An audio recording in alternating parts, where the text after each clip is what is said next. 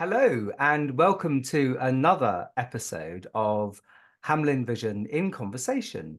And joining me for this episode is Chris Sangster. Welcome, Chris. Thank you. Thank you.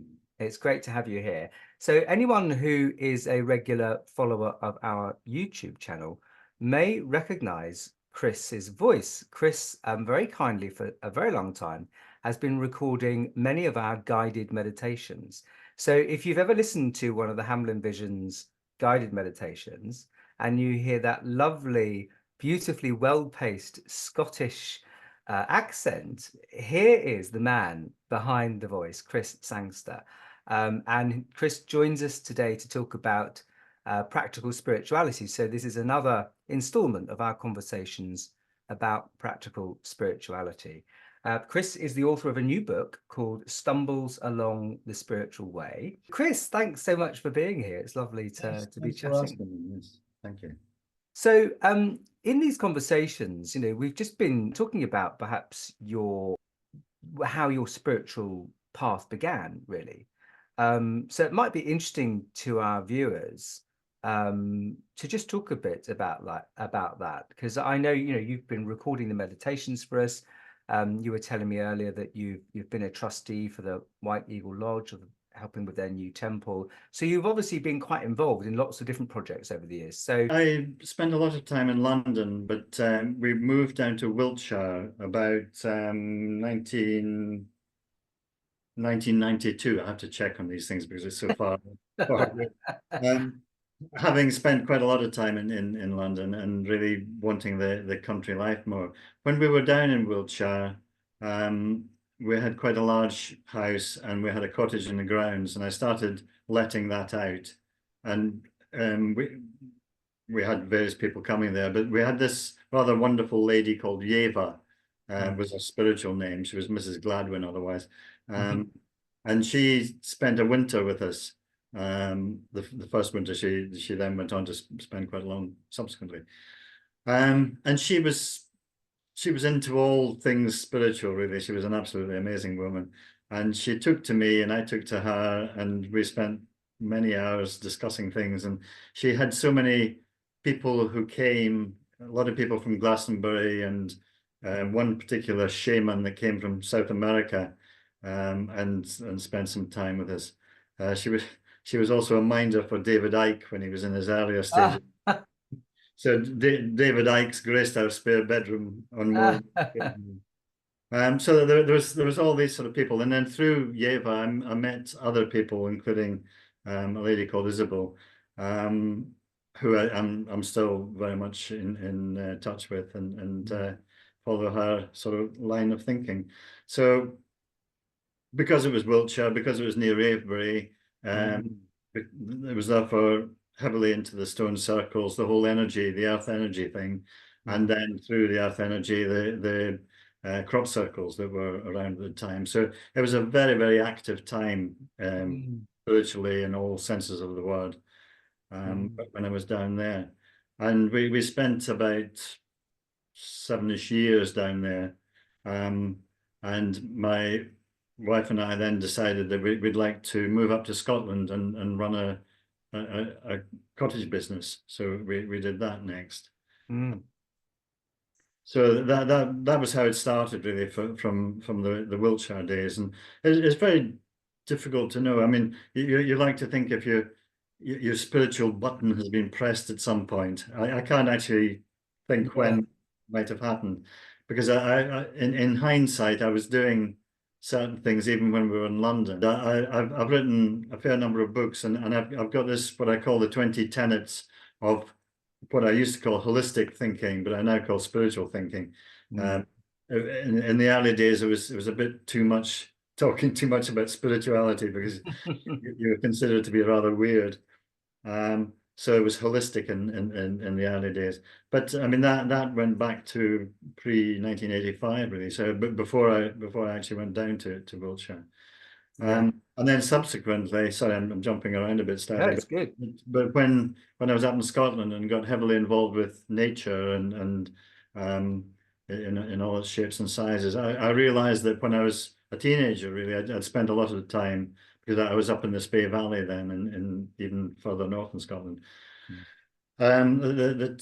I spent a lot of time sort of communing with nature by the river and in forests, and I Mm. was doing forest bathing many years before it had been invented. I Before didn't it even was a realize thing. it. I could have bottled it then and made something out of it. Uh, Mm. Mm. so yeah, there's all these sort of things. So it sounds like very much like, certainly from your experiences in Wiltshire and in Scotland, that there's like a very deep connection to nature, that almost like nature was really leading you in that journey to begin with. But even just those ancient stone circles, I mean, if I think back to what I might have thought about those 20, 25 years ago, Mm. there's a real sense of kind of real mystery, but also magic, Yes, yes. It's all, well, to me, it's all sort of tied in with the whole earth energy Mm, concept. mm, And yeah, I mean, well, you've probably been in stone circles where you can really feel the energy. mm, And it was a thing. I mean, there's been a lot talked about crop circles really, and probably the whole crop circle thing is very much in abeyance now. But in the early days, you could really tell the difference between what I would call a genuine crop circle mm. and one that had been trampled down by the proverbial Duggan Dave with a board. Because some of them just actually zinged with energy, and other Mm, ones were just mm, completely dead, really. So the energy thing has been the sort of continuity through everything I've been doing. But it started off with earth energy, it then become nature energy, and then it became more because I when I was down in Hampshire. No, sorry, no, when I was in Wiltshire, mm, I started doing massage. I trained as a holistic masseur, and feeling the energy in people's bodies really. mm. And then subsequently, you've got chakra systems and so on, which I didn't really know about until I came down to Hampshire, really. So Yes. it's been a weird thing that elements have gradually built Mm. as I've actually progressed through, and sometimes you get these sort of light bulb moments. Oh, wait a minute now, Mm. that ties in with this other thing that I was doing earlier on, really. But in a different, if people haven't been to Avebury, they should really make a point of going there because it's a magical area. It's the actual stone circle itself is very large, but the Mm. whole area around about it has got all sorts of different centers and tumuli and stone circles and so on round about it. And if you take a center round about the center of Avebury, at Avebury Church, actually, strange enough, not at the actual stone circle, it's just to the left of the stone circle itself. Mm. And you draw a circle around that. There's all sorts of triangulations that can work from that. And you've Right. got the sanctuary in one quarter. You've got an area called Knoll Down, which is like a cathedral of trees. It's quite Wow. magical. And again, it's got energy lines like dragon tails inside it. And then Wow. there's one to the north of Avebury, which is no longer in existence, but I can guarantee in my spiritual gut feeling that there was a stone circle up there. Yeah. And strangely enough, there's a field barn in the area with a huge mound of sarsen stones to the Mm. front of it. So it looks very suspiciously as if a farmer's actually removed the whole stone circle, Yes. which does happen sometimes. Yeah.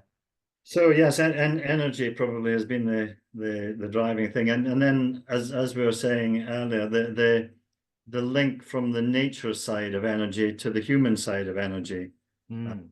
and that again happened when I was up in Scotland initially, probably more so because I got involved in designing a community centre for the village I lived in. About 5 years to get it on the ground, as they say, but it's Yes. still there. I think that people can relate to that we all start at different points and at different places, and things slot into place or Yeah. don't, Yeah. in a different way for all of us. But that does seem like there's a real theme there, that to begin with, there's the energy in Mm. the earth, in the ley lines, in the stone circles. And then I like that when you moved to Scotland, that sort of translated into building a community of people, Mm. people in spaces. So you've got space and nature, and then humans within that. I remember myself when I first had a Reiki treatment. I was just astounded, at how that was working, and I could feel it. I could feel the benefit, and I mean, I'd had in the past, different types of alternative therapy treatments.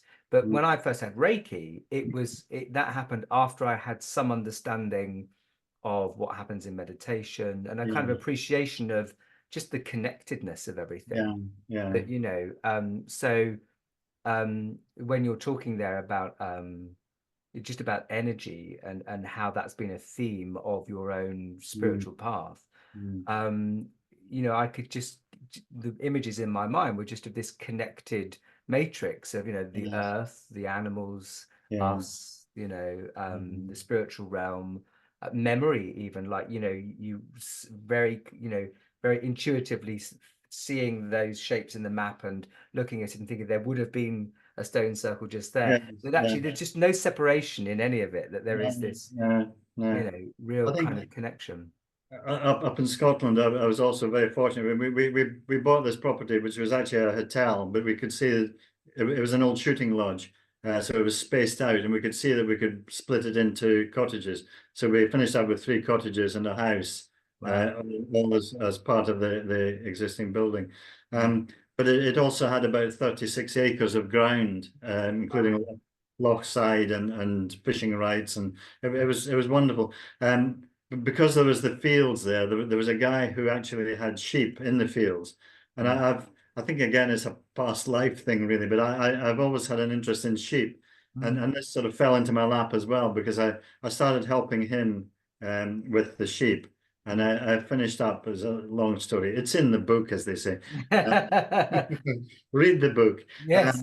But I finished up with the nucleus of a black face, Scottish blackface flock, Wow. which you probably know, well, as it says in the tin, they've got black faces and curly horns and so on. They're Mm. beautiful. Um, and I spent several years breeding pure blackface stock, really, and Wow. was quite successful with that as well. But I mean that gave me a real link with nature, and Mm. it was a marvelous time, really.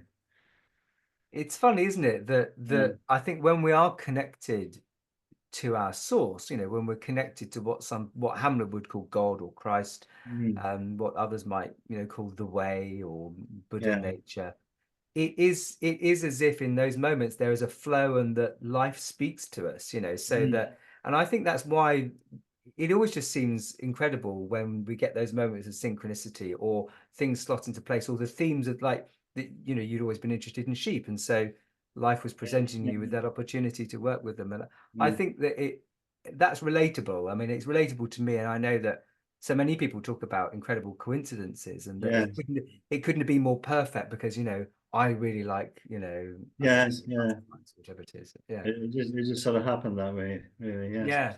Yeah. I think the other thing with well, it was a sort of element of synchronicity is when you get different elements of information throughout your life. Mm. But they just generally or gradually marry together, and you get this light bulb moment when suddenly the bits of information just come together, and it makes sense really. And I find that's happened to me on various different occasions, Yeah. and it's probably still happening and will continue to happen really. Yes. It's just a sort of marvelous thing, and when you log these bits of information or experience or applications in your mind. Uh, Mm. and they just come to the fore again when the time is right, really. And that's Yeah. it's pretty magical, really. And It. and it helps. We were speaking about sort of applied spirituality, and it helps there when you're struggling sometimes to see the way forward Mm. in a particular situation, and you'll just get these memories coming back of possibilities that you can actually apply in this current situation, which to me is what applied spirituality is probably all about. Right? Yes, and I think that's a really important point, actually, particularly talking about practical spirituality, is that I not only in the work with the Hamblin Vision, but certainly an awful lot before that, when I'd gone to retreats or been involved in workshops and activities, often as a participant, not leading Mm. them. There's a lot of people on the kind of modern spiritual quest who I think consume a lot of Mm. teachings. They read a lot of books. They even maybe practicing, spending time in meditation. I met one guy at a talk in London, and I'd come out of the talk feeling really illuminated, and it felt like so many things were slotting into place, and there was an element of real understanding, but also feeling that sense of freedom, a sense of liberation.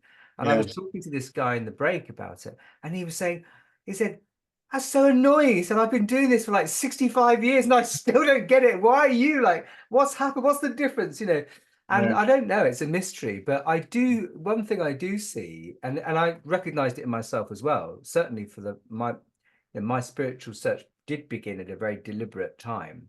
And I would say about the first 2 or 3 years, it was in the mode of just wanting to consume it. It was Yes.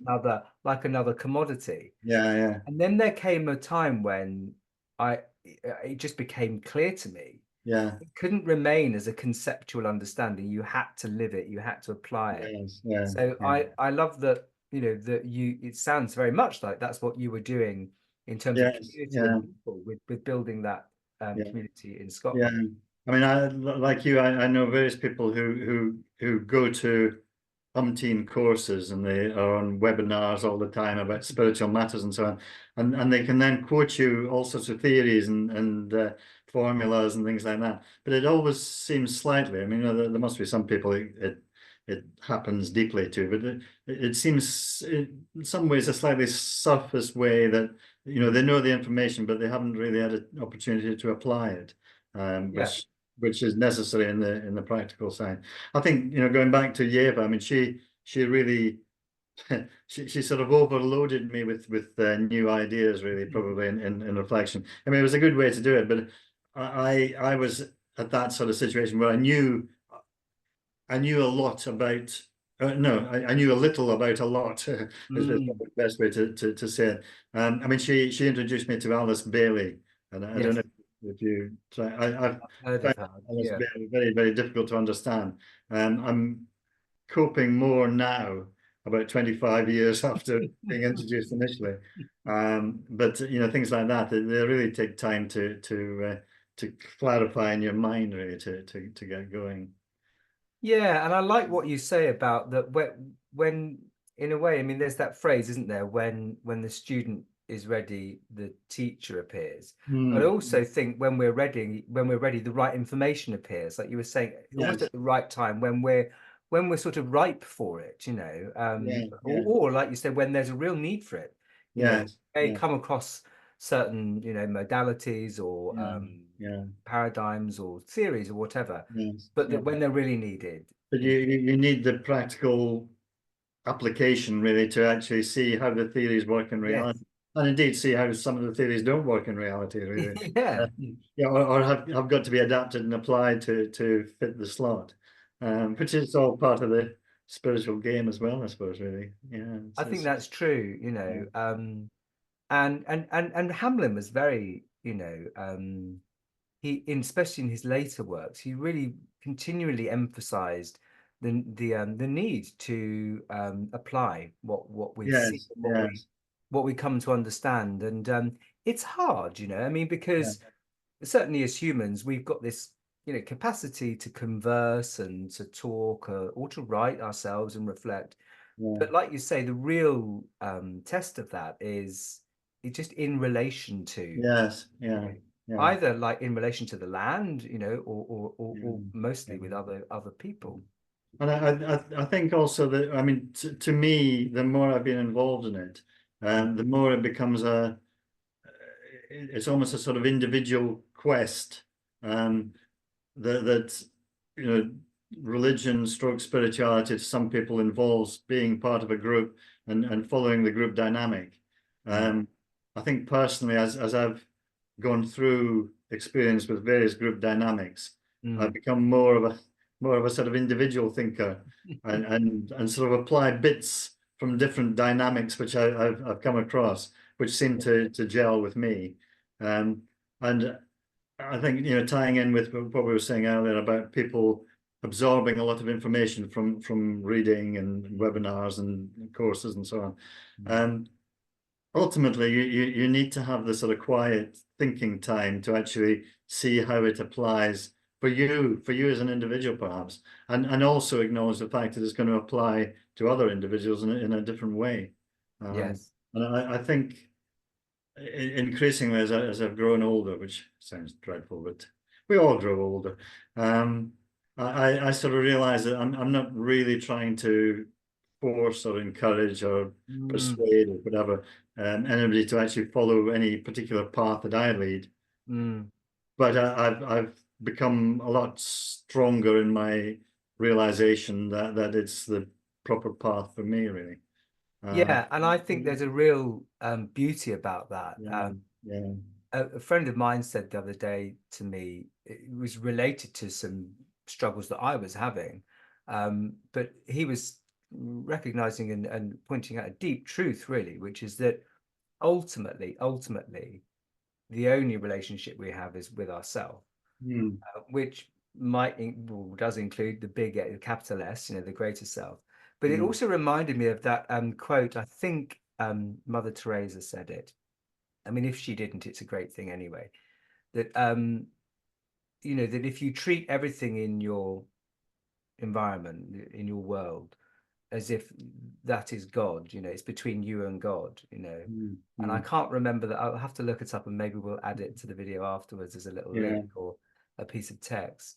But it basically is getting us to look at our experience as if our enemy, that's a dealing between us and God, our loved ones, the earth, everything around us, and that ultimately that's all there really is. There's only ever really this dialogue between us and the divine. And so that makes sense to me, that our own quest is really, or our own life in a way, perhaps we might say that, a life really well lived becomes an expression of that personal relationship with the divine. Yes, I suppose also there's different ways of seeing the divine as well, really, which again sort of color the different ways that people can actually relate to that. I mean, I personally sort of see it more as a sort of energetic field, as you probably Yes, expect from my sort of development through the whole energy thing, really. So it certainly is it again, using the term spiritually, a driving force, it's a force of energy, rather than necessarily a thing in the human form or anything, but it's still something which is very much a driving force, and something that you're actually aspiring to work towards. absolutely. Yeah. So one question that I try to, if I remember, ask everybody on these videos, these conversations is, if you were to give, let's say you were had to choose one piece of advice to give somebody, to give our viewers, about one thing that they could do regularly to help them, live a more practically spiritual life, what might that be? Well, it's as I was saying earlier, I've got these various tenets, which are all the usual sort of thing. But I mean, the good old fashioned one of do as you would be done by, seems to encapsulate really more or less everything. That if it seems right to you and you would accept it as an individual, it's right for you to then apply it to other people, really. And in terms of actually individuals developing themselves is to be confident in their own skin, confident about the way that they wish to move forward, and to gain information and help and assistance and advice and whatever from all sorts of different sources. Mm.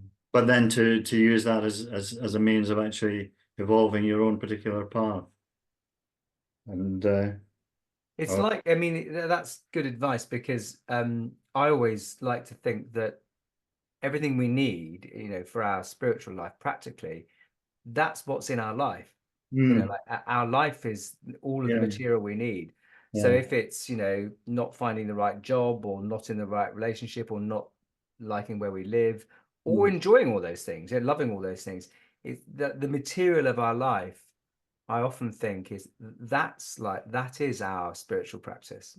yes, yeah. Life, it's like, living that and exploring it and Mm, reflecting on it and yeah. learning from it. And seeing it as a flexible progress, really. Yeah, There's this thing nowadays through journalism and so on that people are accused of making a U-turn as if this is the absolutely dreadful thing that you you can't can never possibly, change your mind. you can't change your mind because this is a sign of weakness. I mean, I think personally that as you progress through and you've got all these other sources of information coming to you, you Mm, can't help but not necessarily change your mind just for the hell of it, but I mean yeah, you refining your mind and reviewing your way forward, yeah. and through that you're really getting a more positive and active journey along the path, really, which is the important thing. And it seems that's the intelligence of nature, isn't it? It's not Mm. fixed, it's in a constant Mm. state of flow and Yeah, response, yeah, yeah. I often think I mean, that's a really helpful spiritual practice I find is literally, and you've often actually recorded some beautiful guided meditations to Mm. be with living things, to be with Yes, trees or water or a yeah, house plant even, yeah, and just to sort of sit alongside it, witness it, and notice the kind of simplicity in which it's living and responding to to the lives to yes, events. I mean, I agree with you. If things change, then nature, if the weather changes, animals do different things. So yes, if yeah, circumstances change, I think we ought to go with that and, yeah, yeah, like yeah. you say, refine. Yes, yeah. So, Chris, tell us about the book because I'm intrigued to hear about this Right. book, Well, Stumbles Along the Spiritual this Way. this is the book, Stumbles Along the Spiritual Way. And it really charts the progress that we've been speaking about. Mm, It's slightly strange or surreal that I almost feel that I've had three separate little mini incarnations within my present incarnation. Um, the first one is, as we were saying earlier, down in Wiltshire, where I was activated in some way, yeah. and became very interested in all manner of things, really. Most of them relating to earth energy. Mm, Um, we then moved to Scotland. Just to explain, my wife had cancer, and she wanted to do various things as it progressed. I mean, she had it for about 10 years, so mm, there was quite a lot of time to do things. And one of the things she wanted to do was to run a holiday cottage business, which suited me fine. So we did that, and we had all the nature stuff that we've already been speaking about. I was also involved in developing a new community centre. I was the chairman of the association that actually got all the money together and right. building through, which involved me in dealing a lot with all different shapes and sizes of human being, Mm. which involves sort of applied spirituality and all sorts of different. Yes, a degree of surrender and forgiveness. Yeah. There's a lot of forgiveness. Yeah. But we actually got there in the end, and to some extent, I was kind of I was almost overexposed to human beings Mhm. latterly in that particular phase of my life. So when we moved down to Hampshire here, um, and again my wife's cancer was worse by then. Mm. Um, I well I was busy enough doing things with her, really, and I became marginally reclusive, I suppose, really. And I'd sort of overloaded on people up north, so I didn't really have an awful lot of dealings initially. Mm, And then after she died, I got more involved with the White Eagle Lodge mm, and did quite a lot of stuff there, really, with in different ways. mm, So this area, the whole sort of Hampshire area, is quite unique in my mind, with the number of sort of religious organizations and buildings and cathedrals and so on that there are around, really. So that there's quite an energy. It's a different energy from the Avebury, Wiltshire energy, but there mm, is quite a sort of spiritual energy around. So there's these sort of three different elements, and I mean, my Hampshire element still continues now, really, I suppose, mm. which sort of begs the question of where the journey progresses to, or where it ends. But Indeed. I Well, don't yeah, they need the I don't know the answer to that one, really. well, perhaps we don't need to. It's quite No, nice to no, sort of no. proceed, and maybe there'll be a book too. But it sounds like a brilliant overview of your spiritual path. Yeah, I've tried to do is, as well as giving the examples of the things that I've been describing, to Mm, also see how the progression is there, and mm, also to see how the interrelationships are there sometimes. mm, Um, I mean, just a simple example. There's a thing called Silbury Hill up near Avebury, mm. which is a huge mound. Um, and there's different views on what this mound is. And certainly at one point, it was used for observational things when the Romans were around and such like.